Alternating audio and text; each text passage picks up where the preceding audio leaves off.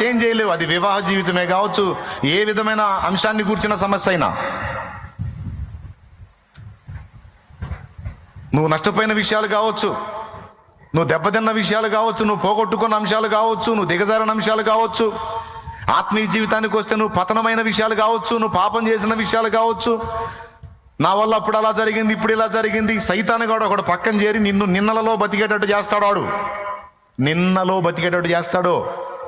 యేసయ్య అంటాడు, నిద్రమోహవాడా, నిన్న అయిపోయింది, నీకు నేడు రేపు రెండు ఉన్నాయి. నిన్న అయిపోయింది, తీసేయ్. నేడు రేపు ఉంది. నువ్వు నేటి మీద రేపటి మీద దృష్టి పెట్టు. నేటిని రేపటిని శాసించు. నీ చేతనైతే నేను నీకు తోడై ఉన్నా. అంతేగాని గడిచిపోయిన నిన్నటి గురించి పద్దా మీరు పూర్తి చేయండి. పొద్దస్తమాను దాని తవ్వు కూడా ఎందుకు, తీసేయి, అయిపోయింది. గతం గత. సమీపంలో నూతన భవిష్యత్తు ఉంది, దాని గురించి ఆలోచన చెయ్యి.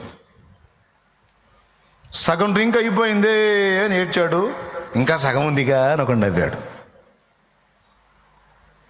కిటికీలో నుంచి బయటికి చూస్తూ ఒకడు అన్నట్ట, అబ్బా దేవుడు సృష్టి ఎంత గొప్పదిరా, ఆకాశ నక్షత్రాలు, చంద్రుడు, అబ్బా ఎంత అద్భుతంగా ఉందిరా అని ఆకాశంకి వెళ్ళి చూసి ఒకడు దేవుడిని పొగిడితే, ఇంకొకటి రోడ్డు మీద ఉన్న బురదకి వెళ్ళి చూసి, ఏం దేవుడురా ఇవన్నీ చేశాడు, ఈ బురద కూడా చేశాడు అన్నట్టు.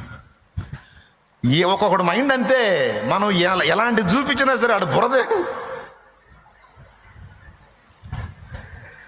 ఏ కాడికి ఓడిపోయిన విషయాలు, ఈ దిగజారిపోయిన విషయాలు, అయిపోయిన సంగతులు, ఈ బురదని దేవులాడుకొని కృంగిలిపోతాడు, దిగజారిపోతాడు, పేషెంట్ అయిపోతాడు.